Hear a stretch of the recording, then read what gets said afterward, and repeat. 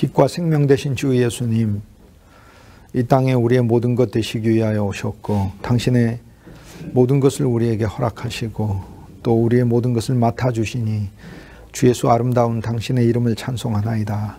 아멘. 그리스도 예수의 인생을 위하여 또 당신의 나라를 위하여 아름다운 복음을 위하여 우리 모두를 창세전부터 예비하셨으니 인생 사는 동안 그리스도 예수 주님만을 위한 저희들의 하루하루가 되게 하여 주옵소서. 아멘. 시간을 살고 있지만 영혼을 살게 하여 주시고 아멘. 저희들의 부족함 그리스도의 은혜와 생명으로 매일매일 충만케 하여 주셔서 영 안에서 생활하고 영 안에서 말하게 하시고 영 안에서 주의 비전을 보게 하시고 우리들의 모든 생활이 그리스도 예수의 아름다운 영광을 위하여 유익하게 전개될 수 있게 하여 주옵소서. 아멘. 주의 진리로 우리에게 더 가르쳐 주시고 진리와 말씀이 우리에게 생명이 되게 하시고 주님께 우리가 더 이끌려지게 하여 주시고 우리 마음은 주 예수 그리스도를 더 사랑할 수 있게 하여 주옵소서. 아멘. 그리스도 예수로 당신의 귀한 종들을 묶어 주옵소서. 주님 안에 있는 모든 선물과 풍성으로 귀한 종들의 삶을 풍요롭게 하시고 풍성하게 하시고 저들의 사역에 주께서 특별한 복 주셔서 가는 곳마다 우리 주님의 아름다운 증거되게 하여 주옵소서. 아멘. 다윗의 생명을 우리에게 주옵소서. 사울의 생명이 종결되게 하옵소서. 아멘. 주 예수 그리스도 안에서 주님 주신 용서를 가득 누려 만나는 모든 이들에게 주님의 긍휼과 은혜와 자비와 사랑과 생명을 풍성히 공급하는 우리 모두 되게 하여 주옵소서. 아멘. 그리스도 예수 놀라우신 이름으로 감사하고 축복하고 기도합니다. 아멘. 아멘. 네. 우리가 사무엘상의 이야기들을 이렇게 보면 성경의 어떤 이야기들도 그렇죠. 근데 곰곰이 생각해 보세요. 다윗이 사울을 동굴 안에서 만난 건 두 사람의 이야기지 않습니까? 다윗이 사울을 동굴 안에서 만나서 용서한 이야기는 그냥 그 두 사람의 이야기죠. 그리고 그 이야기에 대해서는 사울과 다윗만 아는 이야기 아닙니까? 그리고 작게 보면 어쨌든 간에 뭐 용서가 아름다운 일이긴 하지만 다윗이 사울을 용서하고 용납한 이야기, 그리고 또 사울이 뉘우친 이야기, 이것은 그냥 한 역사로 보자면 작은 개인의 이야기란 말이죠. 위대한 뭐 문명을 건설하고 그랬다고 보기도 어려운 것이죠. 저는 사실 그 이야기들을 보면서 이렇게 생각해 봤어요. 작은 이야기 같은데 하나님께서는 지금부터 3000년 전에 있었던 그 두 사람의 이야기를 온 인류를 위하신 그리스도 예수의 사랑의 이야기로 사용하고 계시고 오늘 우리들이 실제적인 삶을 살아갈 때 그 삶에 대한 모범과 모델로서 주님이 이 삶을 증거로서 오늘 우리들에게 제시하고 계시잖아요. 제 요지는 그것입니다. 우리가 큰일이라고 생각하는 일이 아니라 오히려 어쩌면 우리가 작다고 생각하는 그 일이 그냥 어느 한 사람과의 그 일이 여러분이 어떤 한 사람에게 베푸는 그 사랑과 섬김이 영원의 차원에서는 하나님이 세우시는 다윗이 사울을 만나서 베풀었던 그 사랑과 동일한 걸로 하나님이 보신다는 거예요. 그래서 제가 생각할 때 그리스도인들에게 작은 일이란 없는 것 같아요. 그리스도인들이 아무리 작은 걸 용서해도 하나님의 영원 차원에선 작은 일이 아닌 것 같아요. 오늘 우리는 큰 일을 별도로 따로 규정해 두시고 사는 분들을 많이 봐요. 예를 들어 사람이 많다든지 어떤 업적이 크다든지 뭐 국가와 어떤 뭐 큰 어떤 중대한 어떤 변화라든지 또 문명이 크게 서는 것이라든지 과학기술이 발전하는 것이라든지 근데 성경에서 이렇게 보면 바벨탑보다도 아브라함의 장막을 사랑하시는 하나님을 우리한테 보여주고 있잖아요. 이집트 피라미드는 인류가 돌로 만든 가장 위대한 것이지만 그 피라미드를 세운 사람들에 대해서 주님이 그들이 아무리 지혜가 출중해도 그들에 대해서 말씀하시는 게 아니라 그 피라미드 옆에 노예로 끌려가고 있는 요셉에 대해서 하나님 말씀하시잖아요. 그리고 애굽의 화려한 문명을 세운 그 이집트 사람들의 지혜에 대해서 성경이 증거하는 게 아니고 피라미드에 비하면 100분의 1도 안 되는 정도의 작은 거지만 광야에서 하나님의 성막을 세운 이야기가 성경의 중심 주제잖아요. 그러면 오늘 우리들이 삶을 이렇게 살아갈 때 우리들이 이것은 중요하다라고 생각하는 건 실제 안 중요할 수 있고요. 이것은 정말 작은 일인 것 같은데 라고 하는 것이 하나님께로는 수천 년에 걸쳐서 주님께서 그 일들을 자랑으로 역사 속에서 증거로서 나타내시는 일이 될 수 있다고 저는 봤어요. 그래서 그리스도인들에게 작은 일이란 진짜 없다고 생각해요. 그래서 저와 여러분이 하나님이 놓으시는 어떤 환경에서든지요, 그 환경에서 우리가 다윗으로서 사울을 만났을 때 보여줄 수 있는 그 작은 사랑은요, 다윗이 진짜 사울을 만났을 때 성경에 나오는 그 용서와 하나님은 동일하게 보고 계신다는 거예요. 그게. 그리고 그게 작은 일 같지만 하나님께는 그게 큰 일이고 역사를 만들어가는 일이라고 얘기를 하잖아요. 그리고 우리가 뭐 출애굽기도 그렇고 다 민수기도 그렇고 오늘 우리가 보고 있는 사무엘상도 그렇고 그 많은 이야기들은 인간이 화려한 문명을 건설하고 수많은 사람들이 많이 모여서 왁자지껄한 어떤 세상적인 시각으로 보았을 때 화려함의 영광이 드러나는 그런 이야기들이 아니라는 거예요. 매 장마다 이렇게 보면. 어찌 보면 정말 작다고 생각하는 것이 하나님께서 수십억, 수백억 인류가 표본과 모범으로 삼아야 될 증거로서 하나님을 삼으신다는 사실을 우리가 발견을 하면 나와 여러분이 하고 있는 어떤 일이든지 작은 일이 없다는 것을 하나님이 알려주시는 것 같아요. 그래서 소자에게 물 한 그릇을 준 것을 영원 차원에서 그리스도께서 결코 잊지 않으신다, 갚으신다라고 하는 그 말씀은 얼마나 귀하고 놀라운 것인지 우리에게 알려주고, 또 하나는 나와 여러분이 하고 있는 일이 작은 일이 아니라는 거예요. 아무리 작은 거라도 작은 일이 아니라는 거예요. 보세요. 다윗이 사울을 만나서 동굴에서 뭐 용서했어. 그냥 아름다운 이야기잖아요. 하지만 그 아름다운 이야기가 믿음 안에서 하나님이 써주시는 이야기가 됐을 땐 인류 역사의 수많은 사람들이 그리스도 예수의 사랑을 증거해 주는 이야기로 우리가 그 말씀을 보게 되잖아요. 그러니 나와 여러분의 삶도 마찬가지인 것 같아요. 우리들이 하고 있는 사역 속에서 작아 보이지만 그 속에서 하는 일들은 하나님의 생명과 영혼의 관점에서는 영원한 새 예루살렘을 이루는 주님께서 또 다른 우리가 완성된 하나님의 말씀, 영원한 새 예루살렘에서 보게 될 그 말씀 속에 새겨질 내용이 아니겠는가. 그것이 바로 생명책이 아니겠는가. 이렇게 생각을 해봅니다. 그러므로 저와 여러분이 사역을 해도 어떤 일이든지 작은 일이란 없다는 그 믿음 아래서 하는 것이 주님 앞에서 우리가 가져야 될 생각이 아닌가. 그렇게 봅니다. 수천 년이 지나서 주님께서는 오늘 우리들에게 이 이야기를 아름다운 이야기로 세우셨잖아요. 지금은 작아 보이지만 10년 후, 100년 후, 1000년 후에는 위대한 일로 우리들의 일도 기억되는 것이고요.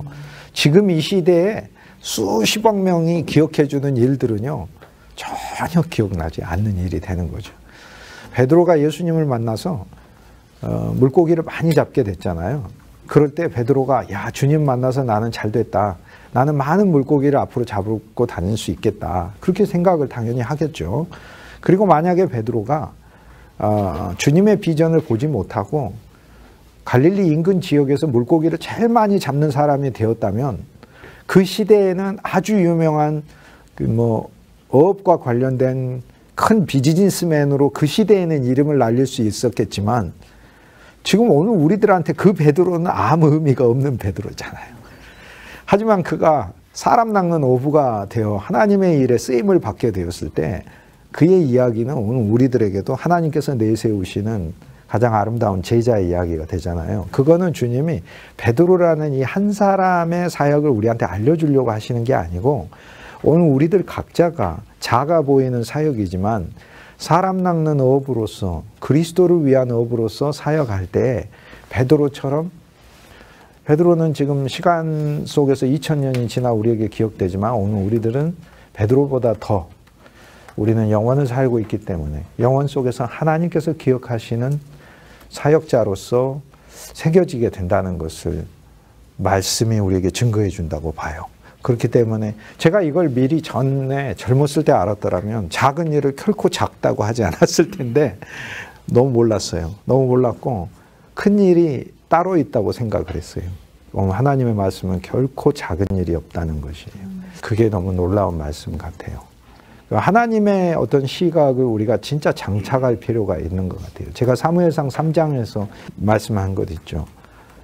사무엘상 3장은 어찌 보면 창세기 15장보다 더 위대하다고. 왜냐하면 창세기 15장 하나님은 아브라함 한 사람 만나잖아요. 그 앞장 한 장만 넘어가면 창세기 14장에서 10개의 나라가 나와서 수천만 명의 사람들이 전쟁에 휘말려서 싸우는 이야기가 나오잖아요.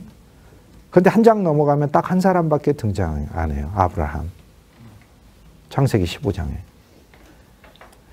근데 그보다도 사무엘상 3장은 더 어떻게 보면 위대하다고, 어떻게 보면 뭐 위대하다는 표현이 그냥 저의 어떤 인식 차원에서 하나님은 꼬마 한 명 만나시더라고. 사무엘상 3장에서. 그런데 하나님께는 그것이 가장 소중하고 귀한 일이라고 생각하시는 것 같아요. 하나님은 꼬마 한 명, 어린 사무엘 하나 만나는 이야기가 사무엘상 3장의 말씀이잖아요. 그게 얼마나 놀라운 말씀이에요. 저는 주님께서 그냥 우리들이 하는 일들, 우리들의 시각으로 판단하는 게 아니라 그분이 가지신 그분 자체의 판단과 평가가 따로 있다는 것을 알고 사역을 한다면 우리는 영원에 연결되어서 사역할 수 있는 것 같아요. 우리가 누구랑 사역을 하든지 또는 어떤 회중들하고 사역하든지, 물론 저도 눈으로 보이는 외적인 것이 이렇게 규모가 크고 화려하고 그러고 하면 조금 더 마음이 쓰이는 부분도 있고 그래요. 그런데 그건 화려함이라기보다는 그 많은 사람들에게 그리스도 예수의 생명이 더 풍성하게 전달되었으면 좋겠다라고 하는 생명의 관점에서의 어떤 유비일 뿐이에요. 비교의 대응일 뿐이에요. 그렇지만 그럼에도 불구하고 우리가 하는 어떤 일들이든지 작은 일이라 할지라도 하나님께서 이렇게 증거로 내세운다는 걸 보시면 저는 여러분이 하는 작은 용서라 할지라도 하나님은 그 작은 용서를 결코 다윗이 사울을 용서한 것보다 작게 여기시지 않는다는 것을 성경에서 발견한다는 거죠. 그러면 저와 여러분은 다윗의 사역을 하고 사는 사람들이 되는 것이겠죠. 그렇죠. 그렇기 때문에 우리의 그 사역은 결코 다윗보다 적지 않다. 다윗은 그래도 사울의 옷자락을 잘랐지만 만약 우리가 옷자락도 자르지 않는다면 그것은 훨씬 더 귀한 사역을 하는 것이 되겠죠. 저는 이게 충분히 예수의 생명 안에서 우리들에게 가능하다라고 봅니다. 사울도 하나님의 사람입니다. 사울은 멸망받는 사람이 아닙니다. 사울은 자기 목적을 충실히 이루는 사람입니다. 사울은요, 마지막 죽음도 블레셋과 싸우다가 죽었습니다. 이것은 그가 어느 한 면에서 끝까지 자기의 직임에 충실했다는 것을 얘기해 주고 있습니다. 왜냐하면 사무엘상 9장에 사울이 부르심을 받는데 하나님이 사울의 직임, 책임에 대해서 뭐라고 말씀하셨어요? 왕으로 사울을 세우는 이유는 내가 블레셋에 대항할 이스라엘의 지도자를 세우시겠다고 말씀하셨어요. 그래서 사울의 1차적인 책임은 블레셋에 대한 거죠. 그런데 사울이 블레셋을 쫓다가 다윗을 쫓는 거잖아요. 그러면 그것은 무엇을 보여줘요? 오늘 우리들이 육신 안에서, 사울은 기름 부음 받은 자니까 오늘 우리들이 육신의 신앙 안에서, 또 사울의 신앙이 다윗의 신앙 앞서 있잖아요. 우리의 첫 번째 신앙인 율법의 신앙 아래서 살면 우리가 어떤 한 목적은 알아요. 율법 아래서도 기름 부음이 있고 율법 아래서도 하나님의 선한 뜻이 있으니까 율법은 거룩하고 의롭고 선한 거예요. 로마서 7장 14절에 율법은 거룩하고 의롭고 선하다. 그러나 거룩하고 의롭고 선한 것이 로마서 7장 1절에서 4절 말씀을 보면 그리스도 예수의 몸을 통하여 남편인 율법도 죽고 아내인 우리도 죽었다. 둘 다 죽었다라고 얘기를 해요. 거룩하고 아름답고 선한 건 죽으면 안 되잖아요. 그러나 죽었다는 거예요. 왜? 다른 길이 있으니까. 생명의 길이. 그것이 우리가 지난 장에서 봤던, 24장에서 봤던, 지난 강에서 봤던 말씀이잖아요. 결국 주 예수님의 생명의 사역이라는 것이 다윗을 통하여 펼쳐진다는 것을 우리가 보았을 때는, 방금 그 얘기하고 있었는데, 이 자금 섬김은 결코 작은 것이 아니라 영원 차원에서는 정말 귀한 일이에요. 그래서 언제나 큰일 하려고 생각하려고 하지 마시고 그 작은 일들 하나님이 정말 귀하게 보세요. 진짜로 귀하게 보세요. 이게 제 시각이에요. 이 시각. 예를 들어 제가 섬기는 이 기관에서도 외적으로 큰일 하신 분들 굉장히 많아요. 외적으로. 그런데 저는 그 안에서 하나님이 기억하시는 일은 별도로 있다고 생각해요. 그 일들이 우리 속에서 이렇게 하나씩 하나씩 있을 때 아무리 작은 것이라도 하나님 기억한다는 거죠. 저는 그게 너무 놀랍지 않은가 생각해요. 사울이 이제 그 부르심을 받았던 임무는 블레셋과의 전투예요. 우리가 율법적인 신앙 아래서 우리도 알아요. 블레셋 같아서는 안 되겠다. 약속의 땅에 살지만, 그리스도 예수 안에 살지만 우리에게 있는 어떤 육적인 기질이나 어떤 이런 것들을 우리가 이겨야 되겠다라고 생각하고 사는 게 사울이죠. 그런데 사울은 승리한다기보다도 블레셋과 싸우다가 죽습니다. 즉 그리스도의 십자가가 적용되는 것이고요. 십자가는 주님이 종결해 주신 거니까 종결만으로도 감사하지만 그리스도 예수 안에서는 십자가가 마지막이 아니잖아요.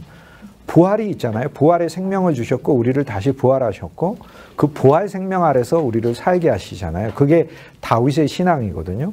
우리는 분명히 다윗이 가지는 이 믿음의 성숙함이 그리스도 예수의 영과 생명 아래서 하나님이 우리에게 약속하신 또 다른 복음의 풍성이라는 것을 말씀을 통해서 명백히 봐야 하는 것이죠. 그리고 말씀을 증거하시는 분들은 말씀이 율법이신 예수 그리스도만 증거하여 사람들이 블레셋과 싸우는 일에만 집중하게 하는 것이 아니라는 거예요. 그래서 신앙이 블레셋과 싸우는 문제에 다 집중되어 있어요. 어떻게 하면 내가 죽을까 이렇게 노력하거나 나를 죽이려고 노력하거나 아니면은 나에게 있는 어떤 그릇되고 부족한 점들을 고쳐보고 또 그 점들과 씨름해 보려고 해요. 그런데 그게 선하고 좋은 동기이기도 하고 그렇지만 그건 사울의 길이에요. 사울의 길이라고 해서 악한 길이란 뜻은 아니에요. 사울은 블레셋과 대항하라고 세웠기 때문에 그래요. 하지만 다윗의 길은 블레셋과의 대항만이 문제가 아니에요. 다윗의 본래의 목적은 여호와 하나님의 왕국과 집을 세우는 것이 목적이에요. 그렇다면 오늘 우리들은 첫 번째 신앙으로는 사울의 길이 있지만 그렇지만 다윗의 믿음과 신앙 아래서 우리가 그리스도 예수의 영과 생명의 관점으로 우리의 일들을 본다면 우리는 먼저 우리 자신에 집중하기보다 주님의 왕국과 주님의 전을 내 안에 그리고 또 나의 인생의 가정의 일터의 교회에 세워지는 일이 먼저 목적이 돼야 되는 것이겠죠. 그래서 다윗의 신앙을 본다는 것은 기름 부음의 목적이 또 있구나라는 것을 본다는 거죠. 그렇다면 다윗이 사울을 용서한 것은 개인적 윤리의 차원이 아니라는 것을 우리는 알게 되죠. 두 사람 간에 누구 인격이 더 좋은가 그런 문제가 아니라는 거예요. 목적이 그게 아니라는 거. 그러니까 목적이 예를 들어서 다윗은 사울과 싸우는 게 아닌 거죠. 그 목적이 그게 아닌 것이죠. 그게 아니기 때문에 그 가운데서 자기를 미워하고 또 자기와 대적이 되는 사람들에 대하여 집중하지 않게 될 수 있다는 것이죠. 우리도 다윗의 내적 생명을 가질 필요가 있겠다. 그렇게 생각을 합니다. 우린 사무엘상 24장에 만나는 그리스도가 너무 달콤한 것 같아요. 오늘 우리들이 그분을 알지만 사울처럼 생활하면서 있는 게 얼마나 많아요? 오늘 우리들의 모습이 시편 1편에 보면 복 있는 사람이 앉고 서고 걷고 하는 게 나오잖아요.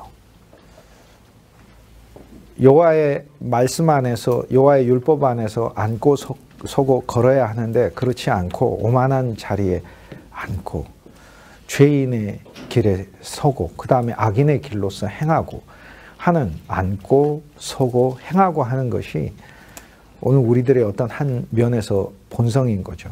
주님을 만났으나 우리가 영과 생명 안에서 우리의 신앙이 새롭게 노정되지 않고 이런 실패들을 너무 그리스도 예수 안에서 많이 보았지 않습니까? 하지만 24장에서 우리는 우선적으로 우리를 찾아오신 그리스도 예수의 사랑을 발견해요. 언제나 그리스도 예수 외에는 모든 것을 배설물로 여기는 신앙보다는 배설물로 여겨야 될 것들을 오히려 취하고 살고 그리고 주님에 대한 사랑을 현저하게 우리 속에서 중심으로 갖지 못했던 우리들을 사랑하시고 용서하시는 그분을 오히려 우리가 발견하는 것이죠. 너무나 그런 부분들은 감사하다 이렇게 얘기를 할 수 있습니다. 사무엘상 24장에 그러므로 그리스도가 풍성히 계시래요. 우리를 사랑하시는 그리스도 그리고 그분의 잘려지심을 통하여 우리를 용서하시는 그리스도 그리고 우리를 향하여 간청하시는 그리스도 이 주님의 음성을 우리가 들을 필요가 있는 것이죠. 다윗이 사울에게 하는 말에 그 말이 있잖아요. 내 아버지요 라고 하면서 오늘 우리들에게 우리하고 인간적으로도 인간이 되시고 사람의 아들이 되셔서 나하고 가족이 되신 주님의 그 관계로서 말씀하고 있음을 합니다. 너는 내 가족이 아니냐 이렇게 말씀하고 나를 주위 사람들이 음해한다고 다윗이 이야기를 하죠. 어찌하여 당신 다른 사람들의 이야기를 듣습니까? 내가 당신을 해야 한다는 다른 사람의 이야기를 듣습니까? 근데 왜 우리의 사울의 신앙이 왜 고쳐지지 않냐면 그 부분에 답이 있는 것 같다라고 생각이 듭니다. 무슨 얘기냐면 우리가 주 예수님을 더 알아가는 게요. 주 예수님은 우리 해하려고 한다고 우리는 본능적으로 아담 안에서 생각해요. 그리고 육신적 신앙 아래서 생각해요. 내가 주 예수님을 더 많이 알게 되면 나한테 손해가 오지 않을까? 내 어떤 그 가지고 있는 모든 것에서 더 어떤 희생이나 헌신을 하나님이 요구하니까 그것은 너무 어려운 길이 아닐까라고 생각해요. 천만의 말씀입니다. 정반대입니다. 주 예수 그리스도를 그래서 주님이 이야기를 해요. 내가 어찌 너를 해야 한다고 하는 그런 주변의 이야기에 너는 귀를 기울이느냐라고 얘기해요. 정반대입니다. 믿음과 생명 안으로 더 빠지면은요, 그분이 달콤하고 그분의 선물을 더 풍성히 누리지, 우리는 오히려 그분을 더 많이 알지 못해서 예수를 믿으면서도 힘들었었던 것이죠, 오히려. 그런 점들을 우리는 그리스도 예수 안에서 볼 필요가 있습니다. 24장 엔게디의 N은 시냇물이죠. 우리가 이미 보았듯이 풍성한 오아시스 아닙니까? 24장에서 우리가 기억해야 될 건 시냇물이신 예수 그리스도가 거기에 세 개의 동물들을 등장시켜서 인도하잖아요. 먼저는 어린 새끼 염소잖아요. 새끼 염소, 개디니까. 우리가 새끼 염소로서 등장하죠. 욥기 39장 1절에 보면은 이 새끼 염소에 대하여 말씀하고 있어요. 큰 염소가 자기 새끼 치는 것을 너는 본 적이 있느냐라고 얘기를 해요. 근데 이 말씀은 너무 어마어마하고 감사하고 깊은 말씀 같아요. 욥기 39장은 여호와 하나님께서 욥에게 나타나서 하신 말씀이거든요. 근데 주님 말씀이 그건 것 같아요. 욥아, 너 야엘이 큰 새끼, 큰 염소가 개디를 어떻게 자라게 하는지, 어떻게 키우는지 네가 본 적이 있느냐, 관찰해 본 적이 있느냐. 사실 이렇게 관찰하면 성체가 된 염소도 자기 새끼 염소를, 들염소죠. 이 들염소, 사슴과 같이 뛰는 들염소, 절벽이 있어도 확 뛰어넘을 수 있을 정도가 되고, 깎아지른 그런 낭떠러지에서도 그 발톱을 훈련하여 거기에 넘어지지 않고 떨어지지 않도록 버티게 하는 게 그게 어미가 훈련시키는 거거든요. 그게. 그래서 하나님 그 말씀을 욥기 39장 1절에서 하시면서 너 인생에서 사실 내가 너를 개디로서 훈련시키고 있다라고 말씀하시는 거예요. 그래서 욥에게 하시는 말씀이 사실 너는 어린 개디였는데 성체 야엘 큰 들염소가 돼서 이젠 절벽이라도 휙 뛰어넘을 수 있는 그런 믿음으로 내가 너를 단련시키고 교육시키고 있다는 사실을 아느냐라고 하나님이 말씀하고 있는 거죠. 그래서 엔게디에서 우리는 작은 게디예요. 작은 게디는 절벽은 못 뛰어넘어요. 하지만 큰 게디이신, 큰 게디 야엘이신, 즉 성체 염소이신 우리 주 예수 그리스도에게 배우면서 그분의 생명으로 들염소 바위까지 갔잖아요. 그래서 우리는 엔게디에 와서 엔게디에서 다윗을 더 쫓아가는 신앙이니까 그리스도 예수를 더 추구하면서 사울의 길이 어디까지 가는 거죠? 엔게디 새끼 염소에 왔고 엔게디 안에서 어디까지 갔어요? 들염소 바위. 이 염소는 새끼 게디의 부모가 되는 어미 애비가 되는 큰 성체 염소가 뛰놀고 자기 새끼들을 키우는 그 바위인 거죠. 거기까지 사울이 가는 거죠. 오늘 우리들의 신앙이 주님께서 그리스도 예수를 바위로 누리고 큰 성체, 야엘이죠. 게디의 부모가 되는 그런 신앙이죠. 주님께서 우리를 그러한 신앙으로 전진시키는 말씀이다라고 하는 거죠.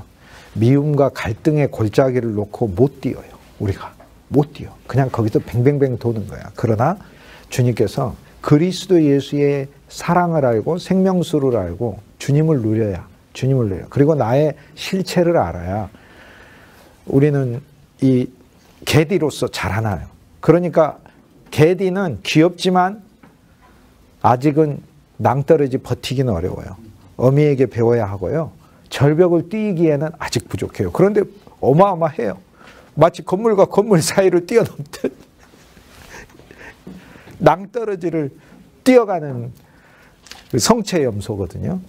이 신앙이 되면 얼마나 감사하고 좋겠어요. 그런데 이런 일은 일어나게 되어 있다. 그리스도 예수의 생명수 신앙을 누리라.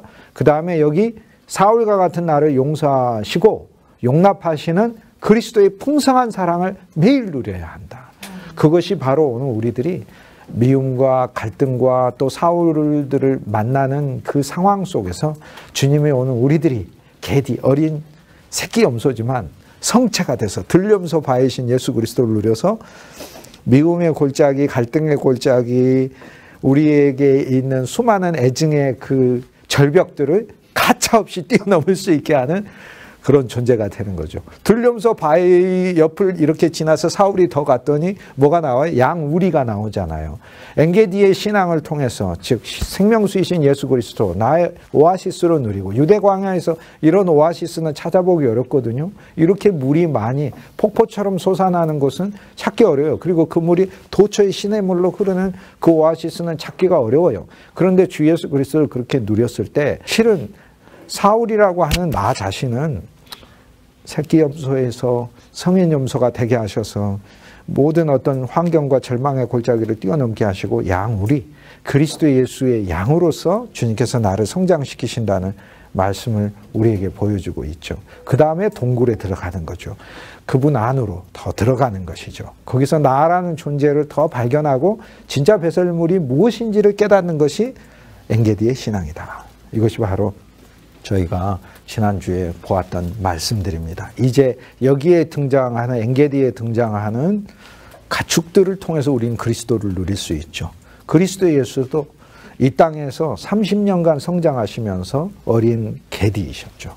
그리고 그분은 성체 야엘이 되셨죠. 들염소가 되셨죠. 그래서 그분은 가차없이 모든 미움과 갈등을 확 뛰어넘어 버리셨죠.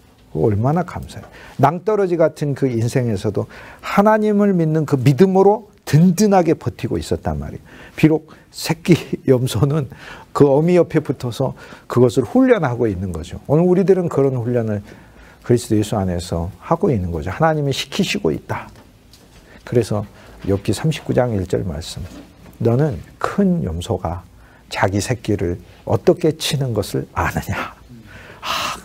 우리 모르죠. 주님. 그러나 이후에는 알겠죠. 그리고 우린 점점 알아가죠. 하나님은 이 모든 일들을 나를 그분의 사람으로, 주를 사랑하는 사람으로, 주를 닮은 사람으로, 주님을 표현하는 사람으로, 그리스도를 충만하게 계시하는 사람으로 세우시기 위하여 이 일들을 해가시는구나 라고 우리는 고백할 수 있게 되겠죠.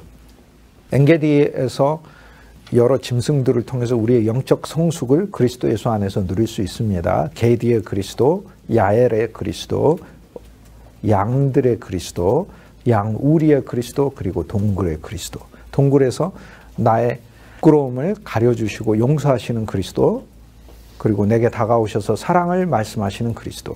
그리고 그 그리스도가 사울과 같은 나에게 얘기해요. 너를 왜 이 사명으로 부른 줄 아느냐? 내가 왜 너를 이 생명의 진리로 부른 줄 아느냐? 주위 사람들이 네가 그리스도 예수를 더 알고 이 길로 가면 해함을 받는다고 그러는데 해함을 받는 게 아니라 손해를 입게 된다고 생각해요. 심지어 우리가 믿는 사람조차도 그렇게 생각해요. 내가 이 길로 가는 건 나의 모든 것을 희생하는 것이다. 천만의 말씀이에요. 하나님은 우리 인생은 우리만 보시는 게 아니지. 아브라함도 아브라함 인생이 아니라 아브라함과 이삭과 야곱 전체로 해서 보시잖아요. 여러분이 주의 일을 할 때 여러분과 여러분의 자손과 후손이 어찌 결별해서 하나님이 보시겠어요. 하나님은 영원을 보시는 분인데 결국에는 우리가 했던 일들은 주님께서 우리에게 축복 주시려고 시키시는 일인 것이지 우리를 해하거나 우리에게 있는 것들을 짜내기 위해서 하나님께서 우리를 부르신 것이 아니다. 그래서 사울의 신앙에 대하여 다윗이 말씀하고 있는 바에 대하여 우리는 진짜 알 필요가 있어요. 사실 많은 하나님의 신실한 종들이요, 사울과 같은 믿음 아래서 주의 일을 하면서 자기가 주를 위해서 희생하기 위해서 하나님의 종이 된다고 그렇게 생각해요. 근데 그렇지 않아요. 진짜 하나님이 우리한테 그 만복과 풍성을 그리스도 예수 안에서 나와 내 자손들에게 부으시기 위하여 우리를 부르셨다는 사실을 알아야 돼요. 그래서 사울에게 다윗이 하는 얘기를 그리스도의 음성으로 진짜 들어야 돼요. 내가 당신을 해친다고 하는 사람들의 이야기를 왜 들으십니까? 라고 얘기를 절대 안 그래요. 절대 안 그래요. 그리스도 예수와 더 가까워질수록 감사한 거죠. 엔게디는 뭘로 유명합니까?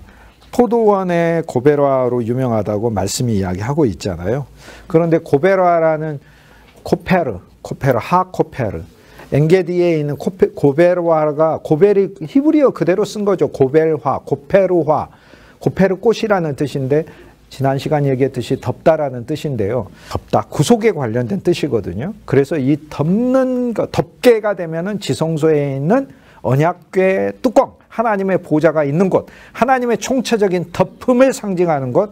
그래서 이것을 영어로는 mercy seat, 긍휼의 보좌, 우리 말로는 옛날 어려운 말로 베풀실자, 은혜은자, 보좌 자자로 써서 시은좌, 은혜를 베풀어 주시는 보좌라고 했고, 또는 긍휼의 보좌라고도 얘기를 하고 사랑의 보좌라고 얘기하고 또 은혜의 보좌라고도 얘기를 해요. 그것이 바로 mercy seat이에요. 그것이 힐라 스테리온으로 헬라어로는 번역이 되고 히브리어로는 카포렛인데 어근이 같아요. 그 카포렛, 즉 덮는 꽃이라는 것이 바로 고벨 화송이죠. 근데 왜 그러냐면은 이 꽃은 너무 아름답다는 거야. 그러니까 누구 마음 상한 사람이 있으면 꺾어가지고 주면 그 꽃을 보면서 마음이 풀려. 그래서 미움을 덮어주는 꽃, 감정을 덮어주는 꽃, 그 꽃이라는 거예요. 마음 상한 사람이 있으면 그 꽃을 꺾어가지고 주시면 되겠죠. 그런데 한번 마음이 상해버리면 별의별 꽃을 다 꺾어줘도 안 돼요. 진짜 안 돼. 하지만 온 우주에 진짜 꽃이 있죠. 우리 주 예수 그리스도, 그 꽃이 있어요. 그런데 이 고페르라는 단어에는 갚다라는 뜻이 있어서 구속의 의미가 있죠. 여러분, 구속과 구원은 다르다라는 거 아셔야 되죠. 자, 물에 빠졌어요. 근데 어떤 처녀가 길을 가다가 물에 빠졌어. 왜? 빗장이가 와가지고 하도 괴롭히고 팔아버리고 노예로 끌고 가고 그러고 가지고 뭐 안에 있는 거 뭐 심지어는 신체도 팔아버린다고 그러니까 도저히 괴로워서 살 수 없어서 물에 빠졌어. 물에 빠진 것을 보고 지나가던 그 마을에 부잣집 청년이 구해줬어. 구해줬는데 이 구해준 걸 구원이라고 그래요. 그런데 구원을 해줘봐야 뭐해? 또 빚이 있는데. 그러니까 또 빠지겠죠. 하지만은 무엇 때문에 빠졌습니까? 빚이 너무 많습니다. 갚을 수가 없습니다. 아버지 어머니도 안 계십니다. 아버지 어머니가 나한테 물려준 빚입니다. 난 도저히 갚을 수가 없어요. 노예로 끌려가게 돼 있어요. 내 삶은 비참해질 거예요. 살 수가 없어요. 그러자 그 빚이 얼마입니까? 했더니 부잣집 청년에게는 자기 얼마 용돈도 안 된 정도의 빚이다 이 말이에요. 그래서 그것을 갚아줬어요. 갚아준 걸 구속이라고 그래요. 주님은 우리를 구원하시고 구속하셨어요. 구원하셔서 죄악과 어둠과 저주, 영원한 저주로부터 우리를 건져줘서 주 예수를 믿는 자들에게는 영원한 만복을 진짜 누리는 인생이 되겠어요. 그런데 그 복은 믿음을 통하여 주시는 복이 정말 많거든요. 그래서 어쨌든 신자들은 믿음의 사람이 돼야 되고 우리가 믿음이 충분치 못할 것을 알기 때문에 은혜를 통하여 베푸시는 복이 너무 많거든요. 그래서 그분은 은혜의 주님이셔요. 그래서 결국 우리는 믿음의 주님이요 은혜의 주님을 다 고백하게 돼 있어요. 내가 믿음이 없어도 나를 풍성히 대하셨던 그 주님을 발견하고 내가 믿음이 조금이라도 있으면 그 조금이라도 있는 것 때문에 축복하시는 주님을 발견하면서 나중에 후회해요. 그럴 줄 알았으면 내가 믿음을 더 많이 주님 안에서 가질 것, 주님을 향해서 더 신뢰할 것 이렇게 살게 돼 있단 말이에요. 그런데 이 구속이지만 이게 바로 고페르 꽃이잖아요. 구속하는 꽃이다. 갚아주는 꽃이라는 거예요. 이게 너무 아름다운 꽃이니까 내가 이거 꺾어왔으니까 들판에서 광야에서 이 꽃을 보고 당신의 마음을 푸시오. 그래서 이 꽃을 꺾어다가 집에 거실에다가 두든지 식탁 위에다 두든지 하면 그 향기가 얼마나 강하고 아름다운지 인공 향내하고는 향수하고는 비교도 안 될 정도인 거예요. 그런데 우리 주 예수 그리스도는 참 향기잖아요. 그런데 주님이 뭐라고 말씀을 너희는 그리스도 예수의 냄새라 하지 않고 그리스도 예수의 향기라 그랬잖아요. 그런데 우리가 아담이다가 보니까 할 수 없이 사울처럼 이곳저곳에 가가지고 강아지도 아닌데 배변 훈련하고 다니는 경우가 있어요. 그렇지만 주님이 우리가 생명과 영안에 살 때 너희는 그리스도 예수의 향기라라고 했어요. 그래서 어디 가시든지 어떤 곳에서든 하나님이 이제 여러분들을 구역에도 사용하실 거고 인간관계에서도 사용하실 거고 교회 사역에서도 사용하실 거고 그러니까 그곳에서 그리스도의 향기가 되고 믿음의 향기가 되고 날 통해서 사람이 절망이 나오는구나 절망을 느끼지 않게 하시고 날 통해서 분노가 나오는 게 분노가 느끼지 않게 내가 세상 것 배설물과 같은 것들을 사랑한다는 것을 보여지지 않게 하고 그리스도 참 꽃인 그리스도 예수를 사랑한다는 게 느껴져야 되죠. 여기 고페르 중에서는 뇌물을 주다라는 뜻도 있어요. 뇌물을 주는 거. 그 뇌물을 주는 거. 왜 뇌물이 이 사회 속에서는 나쁘지만 우주적인 뇌물은 괜찮아요. 주님이 당신 자신을 하나님께 뇌물로 바쳤어요. 우리를 잘 봐달라고. 예수님이야말로 우주적인 진짜 뇌물이에요. 하나님 우리를 잘 봐주시는 이유가 있어요. 예수님이 십자가에서 당신 자신을 하나님께 뇌물로 바쳤기 때문에 그래요. 일단 뇌물을 받으면 어떻게 되는 거예요? 매이는 수밖에 없잖아요. 하나님 그래서 하나님 우리를 잘 봐주셔야만 하는 거예요. 그러니까 더구나 예수님께서 당신 자신을 뇌물로 바쳤기 때문에 하나님은 잘 봐주실 수밖에 없다. 뇌물을 주다라는 말이 있어요. 뇌물을 줘서 그 사람의 마음을 돌리다라는 게 있습니다. 엔게디에 있는 이 고베라에 대해서 아가서 1장 14절 말씀에 나의 사랑하는 자, 나의 예수님의 예수님은 꽃에 비유해요. 그래서 우리는 예수님을 이렇게까지 누리는 거예요. 그런데 포도원의 고베라다라고 얘기해요. 포도원의 고베라 송이가 피었다는 거예요. 포도원의 포도 열매 냄새도 많은데 고베라 송이가 피었네. 이거 얼마나 아름다운 이야기인지. 결국 이것은 무엇을 위한 속죄고 무엇을 위한 구속이에요? 무엇을 위한 향기예요? 포도원을 위한 향기예요. 포도원은 포도나무들이 있는 곳이죠. 포도나무는 뭐예요? 나는 포도나무여 너희는 가지니. 그리스도 예수와 내가 연합된 게 포도나무고 포도원은 뭐예요? 이 포도나무가 곳곳으로 가지를 계속 뻗어가지고 한 그루는요 포도원을 다 뿌리가 퍼져서 확장돼서 존속할 수 있어요.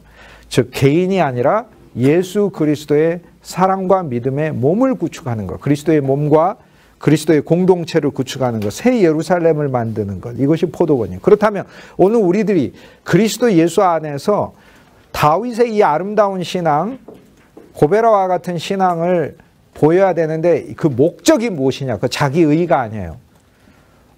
사울을 용서해. 왜? 내가 인격이 더 좋아서? 그 자기 의죠. 용서하는 이유가 뭐예요? 포도원을 짓기 위해. 그리스도 예수의 새 예루살렘을 짓기 위해 용서하시는 거예요. 그리스도의 몸을 짓기 위해 하는 거예요. 그러므로 저와 여러분이 그리스도의 향기가 돼서 사는 사람이라 할지라도 그 향기가 되는 목적은 무엇이냐? 포도원의 고베라라는 거예요. 포도원을 짓기 위한 것이다 라고 하는 거죠. 다윗도 계디이고 사울도 계디이고 둘 다 새끼 염소예요. 다윗도 어디로 가야 될지 모르는 하나님의 새끼 염소고 사울도 새끼 염소예요. 신앙이 성장하지 못하고 그 절벽의 난간에 그 증오와 미움과 질투에 거기에 붙들려 가지고 그렇게 있는 사람인 것이에요. 그렇지만 24장을 통하여 그리스도 예수의 십자가의 생명을 적용하여 우리는 사울의 신앙이 종결됐다라고 하는 것을 말씀 속에서 보게 되는 거죠. 너무나 감사한 것이죠. 다윗의 이야기가 악은 악인에서 난다는 말씀, 그러면 선은 선인에게서 나는 거겠죠. 악과 선에 주목하기보다 악인이냐 선인이냐. 근데 내가 스스로 선인이 되는 건 율법이고 내 안에 새로 오신 생명, 그리스도 예수 안에서 내가 새로 태어나는 거죠. 내가 그리스도 예수와 함께 십자가에 못 박혔나니 매일 그 말씀을 우리는 누려야 돼요. 바울이 나는 날마다 죽노라고 했잖아요. 갈라디아서 2장 20절을 고린도전서 15장 31절 말씀과 연관해가지고 그 말씀을 바울이 늘 이야기하고 있잖아요. 에베소에서도 사람의 방식으로도 싸우지 않고 난 날마다 죽노라. 내가 그리스도 예수와 함께 십자가에 못 박혔나니 그런즉 이제 내가 산 것 아니요 내 안에 그리스도께서 사신 것이라. 이걸 늘 누려야 한다는 것이죠. 그래서 사실 사무엘상 24장의 엔게디의 신앙은 생명으로 조성되는 것이지 노력으로 조성되는 거 아니에요. 생명으로. 그래서 우린 생명을 추구해야 하고 그리스도 예수를 추구해야 돼요. 이것만이 해독제예요. 나는 저절로 두면 증오와 미움과 저주와 원망의 사람이 될 수밖에 없어요. 그러면 쓰임이 있느냐? 있어요. 뭘로? 사울로 쓰여요. 사울로. 그냥 블레셋하고 싸우다가 죽는 게 우리 인생이라면 그냥 사울이에요. 인정은 하겠어. 그 사람도 기름 부음 받은 사람이라고. 인정은 하겠어요. 그 사람도 하나님의 사람이라고. 인정은 하겠어. 그것도 하나님의 일 중에 하나라고. 그렇지만 성경은 오늘 우리들에게 사울의 길이냐 다윗의 길이냐라고 말씀하시면서 너 일생 살다가 그냥 블레셋하고 싸우고 블레셋하고 붙잡고 그러다가 그리스도를 추구하기는커녕 그리스도를 추적하는 삶으로 네 인생 끝낼래? 라고 주님 말씀하시는 거예요. 근데 그게 아니라 다윗의 길은 생명의 길이잖아요. 우리 안에 있는 생명만이 선을 내는 것이죠. 다윗이 이렇게 얘기를 합니다. 이스라엘 왕이 개와 벼룩 같은 나를 쫓으러 나왔나이까 라고 얘기를 해요. 개와 벼룩 같다. 다윗은 이제 자기 자신을 굉장히 겸손하게 낮추는 말이지만 이 말씀을 통해서 우리는 다윗은 진짜 자기가 개라고 이야기를 해요. 맞아요. 개예요. 개. 그런데 이 개라는 말이 이제 갈렙의 지역이잖아요. 이 지역이 엔게디를 비롯해 헤브론까지 갈렙의 지역이고 갈렙의 후손들이 십에 살고 마온에 살고 그러잖아요. 얼마 전에 갈렙 지역을 다녔잖아요. 이제 한 장 넘어가면 25전에 갈렙 족속이 나와요. 나발이라고. 개란 뜻이에요. 그런데 갈렙은 진짜 하나님의 충실한 개였거든요. 그 갈렙이란 용어를 다윗이 여기서 사용해요. 내가 하나님의 개라는 거예요. 자긴 개라는 거예요. 그래서 나는 개와 같다라고 이야기를 할 때 맞아요. 다윗은 개예요. 그런데 이 속에 다윗의 겸손도 들어있지만 나는 하나님을 향하여 진짜 개라고 생각하는 거예요. 이리 와 그러면 강아지 보세요. 강아지 시골 강아지 시골의 자부종 이렇게 가가지고 이렇게 하면 잠깐 이렇게 쳐다보더니 고개 옆으로 한 번 이렇게 돌리고 약간 멍청해야 돼요. 그것도 그래야 귀여운 거야. 그 너무 영리해가지고 뭐 갈까 말까 막 하고 그러면서 혹시 뭐 그게 아니야. 뭐 약간 멍청해 이렇게 해가지고 막 이렇게 혓바닥 내고 오면은 세상 귀엽잖아요. 얼마나. 주님을 향해서 그런 개가 돼야 되는 것이죠. 개는 주인의 상에서 떨어진 것을 먹는 겸손한 신앙이라고 이야기하는 다윗의 믿음을 여기서 말하고 있는 거예요. 그러니까 사실 사울에 대하여서도 그런 용서의 마음이 나올 수 있는 거죠. 벼룩 같은 나라고 얘기를 하잖아요. 벼룩이잖아요. 벼룩은 동굴에서 나오는 거잖아요. 개는 양 치는 때 쓰게 돼서 보더컬리 같은 거는 뭐 몇 킬로를 뛰잖아요. 순식간에 그냥 주인의 양치기 일에 얼마나 큰 쓰임과 도움이 되는 줄 몰라요. 여기 양우리를 보면서 양우리에서 그 양치기를 돕는 개들을 보며 다윗은 이것이 바로 나다. 개들을 보면 그것도 나다. 야애를 보면 그것도 나다. 하나님이 나 훈련시키신다. 양들을 보면 그것도 나다. 동굴을 보면서 나 동굴도 나다 라고 생각하는 거예요. 그리고 개를 보면서 양치는 개들 그것도 나다. 동굴 안에 수많은 벼룩을 보면서 이 벼룩도 나다라고 얘기를 하는 거예요. 동굴 생활하는 존재를 가리켜요. 동굴에서 사람이 살지만 거기에 있는 수많은 벌레와 벼룩들을 보면서 다윗은 오히려 그 속에서 나는 왜 이런 신세가 되었는가라고 한탄하는 게 아니라 하나님 안에서 겸손을 훈련하는 시간으로 자기 자신을 쓰고 있다는 것을 보여줘요. 그 겸손을 쓰는 태도가 바로 사울 같은 일을 만났을 때 무기로서 활용된다는 것을 우리가 발견하게 되는 것이죠. 너무 감사하게 되죠. 시편은 다윗의 모든 인생과 사역에 대해서 노래를 하잖아요. 우리가 사무엘상 23장, 우리 24장 엔게디 말고 한 장 앞장에 그일라에 대한 이야기가 나오고 10이 나오고 거기에 하길라가 나오고 그리고 여시몬 광야에서 하길라까지 가고 마온까지 가는 이 더 깊어지는 이 다윗의 여정들을 우리가 보았지 않습니까? 23장에. 그런데 23장은 사무엘상 23장은 다윗이 시편 54편에서 노래를 합니다. 거기서 아예 노래를 하면서 다윗이 10에 있는 사람들에게 배신을 당했을 때 10에 있는 사람들이 다윗을 사울에게 고해 바치고 사울이 자기를 쫓아올 때 그때 부르던 노래다라고 얘기해요. 그런데 시편 54편에 보면 시편 54편은 놀라운 말씀이 나와요. 시편 54편에서는 다윗이 무슨 얘기를 하냐. 즉 사무엘상과 연관된 시편들이 계속 나오는데 사무엘상 23장은 시편 54편이에요. 그런데 시편 54편의 중심 주제가 여호와의 이름이에요. 내가 여호와의 이름으로 이긴다는 거예요. 이게 너무 놀라운 말씀이에요. 여호와의 이름으로 이긴다. 이 고난의 환경을. 또 하나는 그 쫓기는 환경에서도 자기가 그일라에서 10으로 가죠. 10에서도 더 들어가잖아요. 더 들어가서 여시몬으로 가죠. 여시몬에서 하길라로 가죠. 하길라에서 마온으로 가고 마온에서도 아라바까지 내려가잖아요. 점점 내려간단 말이에요. 그러는 가운데서도 시편 54편에 보면 다윗이 뭐라고 이야기하냐면 여호와께 낙헌제를 드리나이다 이렇게 돼 있어요. 낙자가 즐거울 낙자, 헌이 기뻐하여 자기를 헌신하는 제사를 드린다는. 그런데 우리가 어떤 생각이 드냐면요, 정말 다윗과 같은 이런 연단의 환경을 갈 때요, 낙헌제가 안 드려져요. 그냥 의무 제사가 드려져요. 그래, 그래도 예배는 드려야지 이러면서 나간단 말이에요. 그래도 예배는 드려야지. 근데 그게 아니라 시편 54편에 보면 내가 여호와를 즐거워하리로다 이렇게 얘기를 하거든요.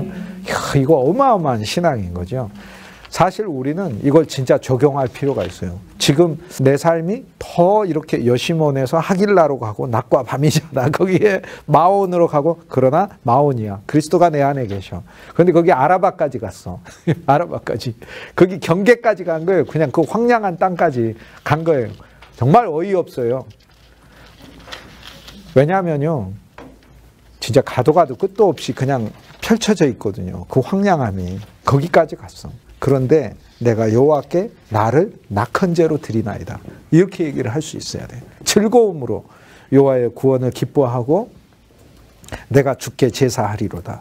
그리고는 시편 54편 6절에 보면 여호와여 주의 이름에 감사한다고 그래요. 우리는 주 예수의 이름을 그 정도 수준이 되면 주 예수여 하면서 진짜 탄식의 주 예수여가 나올 수밖에 없지만, 그게 아니라 주 예수의 이름 안에서 그분을 기쁨으로 누려야 한다는 사실을 보여주고 있잖아요. 이거 너무 감사한 거죠. 주께서는 모든 환난에서 나를 건지시고 내 원수가 보응받는 것을 내 눈이 똑똑히 보게 하셨나이다 라고 이야기를 해요. 그런데 여기에서 내 원수가 보응을 받는다라고 얘기할 때 사울이 아직 뭐 죽거나 그걸 가리키는 게 아니에요. 자기를 공격하러 왔다가 블레셋이 공격했다고 하니까 블레셋에게 다시 가면서 야, 하나님께서 이것을 원수 갚아주시는 거라고 이야기를 해요. 즉 그 사람이 다른 목적과 다른 사역으로 주의를 기울이게 돼서 나에게서 멀어지게 하시는 것을 하나님이 원수를 갚았다라고 얘기를 해요. 이게 다윗의 마음이에요. 우리가 생각하는 원수는 아무도 안 보는 저 계곡에 가고 확 밀어버릴까 그런 생각이 그렇게 할 필요 없는 거예요. 우리의 내적 생명은 그런 거 갖고 사는 사람이 아니니까. 그래서 사무엘상 23장은 시편 54편과 관계된다. 마스길의 시라고 하는데 깨닫는 시다. 하나님이 생명 안에서 우리를 깨닫게 해주시는 시다. 시편 54편의 특징이죠. 주의 이름, 주의 이름으로 이기고 주의 이름을 기뻐하고, 그래서 주의 이름은 승리하고 주 예수의 이름이 우리한테 주님께서 더 구체적으로 가르쳐줬어요. 주는 여호와죠. 구약에서는 여호와야. 그런데 이 여호와가 육신이 되어 우리를 다 감당하시고 우리를 다 상속하시고 우리를 붙드는 게 여호와 예수, 주 예수가 되는 것이죠. 우리는 주 예수의 이름이 있죠. 시편 54편은 다윗이 근데 자기의 고난만을 말하는 게 아니고요. 다윗은 그리스도가 이런 고난을 받으시고 그리스도가 그리스도의 이름이 퍼질 것을 미리 보고 있어요. 그래서 여기서 다윗의 신앙이 놀라운 건 뭐냐면 하나님 나를 이렇게 고생시키시는군요 라는 자기 고난을 말하는 게 아니고, 야, 나의 고난은 미래에 이 땅에 오셔서 고난을 받으실, 시간을 초월하여 영원 가운데 고난 받으실 그리스도 예수의 고난을 미리 나타내는 것으로 보고 있는 거예요. 그래서 주께서 이 고난에 함께 하시고 이 고난을 이기실 것이다 라고 얘기하는 건 자기 고난만 말하는 게 아니고 자기 고난은 사실 아무것도 아니라고 보는 거예요. 그리스도의 고난이 우주적인 고난인 거예요. 그 고난을 믿음 안에서 미리 보면서 이야기하는 거고, 그럼 우리하고 다윗은 차이가 뭐예요? 다윗은 그리스도의 고난을 미리 보고 이야기하고 우리는 그리스도의 고난을 이미 보았고, 이미 보아서 내가 고난을 당하는 건 누구의 고난에 참여하는 거예요? 그리스도의 고난에 참여하는 것으로 본다. 그래서 다윗도 그리스도의 고난에 참여하고 우리도 그리스도의 고난에 참여하는 거예요. 우리의 모든 연단과 고난은 그 중심에 시간을 초월하여 영원 자체가 시제이신 예수 그리스도의 고난이 그 안에 있는 거예요. 그래서 다윗이 주께서 이 고난을 주실 때 하면은 이 고난은 자기의 고난을 중심에 놓고 말하는 게 아니에요. 멀리 보면서 그리스도께서 고난 받으실 것에 대하여 이야기하는 거죠. 사무엘상 24장은 시편 57편을 연관지어서 우리가 볼 수 있습니다. 시편 57편은 다윗이 엔게디에서 사울과 만났을 때 지은 시라고 이야기를 합니다. 시편 57편이 아예 시작부터 그렇게 되어 있습니다. 다윗이 엔게디에서 사울에 쫓겨다닐 때 지은 시다라고 이야기를 해요. 그런데 시편 57편은 처음 시작하면서 이 시는 알다스엣에 맞춘 시다라고 하는데, 알이라는 말은 히브리어로 하지 말라라는 노라는 뜻이고, 다스엣이라는 말은 멸하다라는 뜻이에요. 그래서 알다스엣, 멸하지 말라라는 시예요. 그래서 이 시를 이렇게 생각해 볼 때 다윗이 사울에게 나를 멸하지 말라, 사울에게 말하는 거나 아니면 여호와 하나님께 하나님 나를 멸하지 마십시오라고 하는 시로 이해를 합니다. 하지만 이 시 역시 다윗은 자기에게 묻혀있는 사람이 아니에요. 그리스도 예수를 미리 보여주는 사람이기 때문에 이 시를 통해서 오늘 우리에게 뭐라고 얘기하냐면 그리스도 예수를 당신의 신앙에서 멸하지 마십시오라는 시예요. 그리스도 예수를 멸하지 마십시오. 그리스도 예수를 어떻게 멸하게 되죠? 우리가 미움에 사로잡히게 되면 그리스도 예수를 멸하게 되잖아요. 그리스도 예수를 멸하지 마십시오. 동굴 같은 인생에 언제나 다윗처럼 찾아오시는 그리스도 예수를 우리가 발견해야 된다는 거죠. 나를 품어주시고 용서하시는 그리스도. 시편 57편은 우리에게 알려진 여러 가지 중요한 이야기들이 있어요. 이 시는 믹담이라고 하는 시다. 믹담에 맞춘 시다. 믹담시라고 부르죠. 믹담이라고 하는 말은 히브리어로 두 가지 뜻이나 하나는 황금이라는 뜻이 있고요. 또 하나는 비밀이라는 뜻이 있어요. 그러니까 이 시는 황금 같은 시예요. 그리고 또 하나는 비밀 같은 시다. 그 속에 하나님의 영광과 우리를 향하신 숨은 뜻이 있는 시다라고 해요. 그리고 이 시를 통해서 말씀하고자 있는 거 알다스엣, 멸하지 말라. 그리스도를 멸하지 말라. 고난이 있어도 그리스도를 멸하지 말라. 미움이 있어도 대적이 있어도 그리스도를 멸하지 말라. 나를 힘들게 하는 어떤 환경이나 조건이나 사람이 있어도 그리스도를 멸하지 말라 라고 하는 시라는 거예요. 시편 57편은 그리스도 예수의 생애 전체에 대해서 이야기해요. 이 시에서는 다윗이 자기 자신에 대해서 고난을 말하는 것 같지만, 그러나 이미 그리스도의 조상이잖아요. 예수 그리스도는 다윗의 자손이잖아요. 다윗은 이 시 가운데서 예수님의 고난을 미리 보고 노래하고 있어요.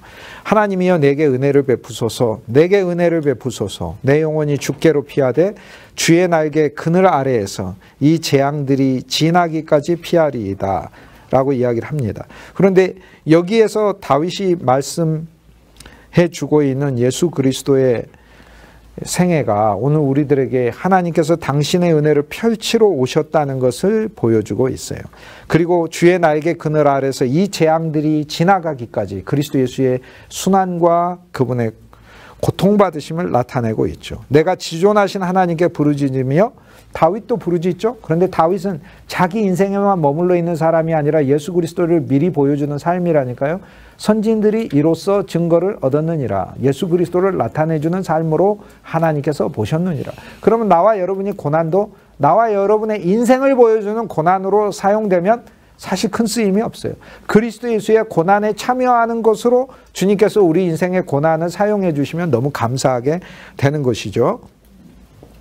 내가 지존하신 하나님께 부르짖으며, 십자가에 고난받으신 그리스도고 곧 나를 위하여 57편 2절에 나를 위하여 모든 것을 이루시는 하나님께로다 라고 이야기를 합니다. 십자가의 성취를 보여주고요. 그가 하늘에서 보내사 나를 삼키려는 자의 비방에서 나를 구원하실지라. 57편 4절에 내 영혼이 사자들 가운데서 살며 내가 불사르는 자들 중에 누웠으니, 이것은 그러니까 다윗도 이 고난을 당하지만 예수 그리스도도 이 땅에 오셔서 자기 자신을 불사르려고 하는 주님의 적대자, 우리들이 그리스도를 거부하고 우리들이 본디오 빌라도고 우리들이 대제사장이고 우리들이 유대인이잖아요. 곧 사람의 아들 중에라. 그들의 이는 창과 화살이요 그들의 혀는 날카로운 칼 같도다. 오늘 우리들의 모든 죄악 때문에 그리스도께서 고난받으셨다는 거죠. 시편 57편 5절에 하나님이여 주는 하늘 위에 높이 들리시며, 여기서 그리스도 예수의 부활이 나옵니다. 그리고 주의 영광이 온 세계 위에 높아지기를 원하나이다. 그리스도가 부활하시고 주의 영광이 온 세계 위에 그리스도의 복음이 온 땅에 퍼지기를 원하나이다 라고 시편 57편을 통해서 노래하고 있습니다. 57편 6절에 그들이 내 걸음을 막으려고 그물을 준비하였으니 내 영혼이 억울하도다. 그리스도의 십자가의 고난, 그들이 내 앞에 웅덩이를 팠으나 자기들이 빠졌도다. 왜냐하면 주님이 부활하셨고 하나님의 신령한 지혜로 구원을 베푸셨기 때문에 그래요. 이제 부활 후에 성령의 사역을 말씀하고 있어요. 그들이 준비한 그물에 그들이 걸렸어요. 그리스도의 복음의 그물에 그들이 걸렸어요. 그들의 웅덩이에 그들이 빠졌어요. 이제 주님께서 오히려 이들을 구출하셔야 되는 구주가 되셨음을 보여주고 있어요. 57편 7절에 여기서 이제 우리가 잘 알고 있는 찬송이 하나가 나오죠. 시편 57편은 잘 알고 있는 찬송이 두 개가 나옵니다. 모든 상황 속에서라는 찬송, 내 마음이 확정되고 확정되었사오니. 여기서 확정하고가 아니라 확정되고예요. 확정하고를 하려고 했더니 잘 안 되더라고. 확정 내가 해보려고 했는데 안 되더라고. 그런데 예수 그리스도가 우리 안에 생명으로 오니까 우리의 마음이 확정되더라고요. 아멘. 굳어지더라고. 그분께 확정되고 확정되었사오니 내가 노래하고 내가 찬송하리로다. 내가 노래하고 내가 찬송하리로다. 하나님의 성령을 우리 안에 부으셔서 우리 마음을 인치시고 확정되게 하시고 그리고 내가 노래하고 내가 찬송하리로다. 이제 생명과 부활의 신앙 아래서 주님을 보게 하시고 내 영광 깰지어다. 비파야 내 영광을 주님께서 우리에게 보여주고 계시죠. 그리스도 예수 안에서요. 깰지어다. 비파야 수구마 깰지어다. 내가 새벽을 깨우리로다. 57편 9절 말씀에 이제 또 하나 정말 유명한 찬송이 나오죠. 내가 만민 중에. 여기 나오잖아요. 내가 만민 중에서 주께 감사하며 문 나라 중에서 주를 찬송하리로다. 무릇 주의 인자는 커서 인자하심이 큰데 얼마나 크냐면 하늘에 미치고 주의 진리는 궁창에 미친. 주님의 인자하심이 저기 아예 우주적으로 가고 궁창 내가 관계되는 이 하늘 이렇게 가깝게 주님의 진리가 나한테 오고 있고 주님의 실제죠. 실제이신 예수 그리스도가 57편 11절에 하나님이여 주는 하늘 위에 높이 들리시며 주의 영광이 온 세계 위에 높아지기를 원하나이다 라고 얘기해요. 근데 여기서 내가 만민 중에서 주께 감사하면은 뭔 얘기하냐면 만민이 주를 찬송 안 하는데 그래도 나는 주님을 찬송하겠다 뜻이 아니라 혼자가 아니라 예수 그리스도를 통해서 만민이 그리스도를 찬송하고 하나님을 찬송하는 것을 보겠다는 시거든요. 근데 이 시를 언제 지었어요? 다윗이 엔게디에서 사울을 만났을 때 지었다는 거 아니에요. 사울에게 쫓김을 당하고 엔게디에서 생활할 때 여호와 하나님을 예배했다는 거 아니에요. 그럼 우리는 뭘 봐야 합니까? 바로 이거 아니에요. 이 점 아니에요. 지금 혼자 내가 저 사람한테 쫓기느냐 안 쫓기느냐 사느냐 마느냐의 문제인데 그 상황에서 무엇을 노래했다는 거예요? 만민이 여호와 하나님을 찬송하는 것을 보았다는 거 아니에요. 무엇을 통해? 자기 사역을 통해서 자기에게서 나오신 예수 그리스도를 통해서 하나님께서 이 일을 이루셔서 지금은 엔게디에서 나 혼자서 도망다니면서 하나님을 찬송하고 찬송이 잘 나오지도 않지만 찬송하고 있지만 그게 아니라 내가 만민이 여호와 하나님을 찬송하는 것을 봅니다. 지금 주님의 진리는 내가 동굴 생활하면서 여기 있는 것 같아. 여기 벗어나니까 사울이 있어. 주의 인자하심과 주의 진리가 지금 이 동굴에 있는 것 같아. 근데 그게 아니라 주의 인자하심은 하늘에 미치고 여기서 이걸 노래할 수 있는 이 신앙이 얼마나 감사해요. 우리가 바로 이 엔게디의 생명수이신 예수 그리스도를 누리고 야 나는 작은 새끼 염소인데 저 난관에서 내가 잘 버틸 수 있을까? 그러나 너무 감사하게 거기 들염소 바위가 있어. 우리의 어미가 되시고 우리의 아비가 되시는 주 예수 그리스도께서 당신이 우리를 가리키시면서 염려하지 마라. 너 생명 안에서 자라면 이 절벽도 든든하게 뛰어넘는단다. 그런데 너는 네가 봐야 될 건 너가 여기서 이 위기를 이기냐 마느냐 이걸 보지 말고 만민이 여호와 하나님을 찬송하는 그거를 그리스도 예수 안에서 미리 그리라라고 얘기하잖아요. 그리고 하나님의 인자가 이 동굴 안에 네 인생에만 있는 게 아니란다. 우주적으로 너를 위하여 펼쳐진 하나님의 인자하심을 봐라. 그리고 그분의 진리, 그분의 말씀, 그분의 우리에게 갖춰주고자 하시는 그 은혜의 모든 그분의 음성이 이 동굴 속에서만 작게 너한테 알려지는 것이 아니라 너를 쫓으려고 하는 그 사울의 병사들의 3,000명의 함성 소리하고는 비교도 되지 않게 궁창, 네가 관계되는 너의 모든 공중 전체에 주의 진리가 차 있다는 사실을 봐라라고 얘기를 하잖아요. 얼마나 엄청난 말씀이에요. 저는 이 말씀을 보면서 나와 여러분이 엔게디에 주님께서 몰아넣었을 때 밀려 엔게디까지 왔잖아요. 그 옆에 여매가 있잖아요. 사회가. 그런데 내가 주를 사랑한다고 고백은 하겠지만 만민 중에서 주님이 나를 예배하는 자로, 만민은 안 하는데 혼자 하는 게 아니라 만민이 나를 통해서 하나님께 예배하는 자로 쓰시겠다고 하는 비전을 노래할 수 있을까? 노래할 수 있어요, 이제. 왜냐하면 우리가 배웠잖아요. 그리고 이 말씀 우리가 읽었잖아요. 그리고 이 말씀이 우리한테 약속으로 주어지는 거잖아요. 이렇게 약속으로. 이 말씀은 우리가 노력해서 얻는 게 아니고 이 말씀이 우리 안에 약속으로 주어지는 거잖아요. 야, 하나님의 인자와 그분의 진리가 하늘에 미치고 궁창까지 퍼지는 것, 이거를 보는 거 너무나 감사하고 놀라는 거 아니에요?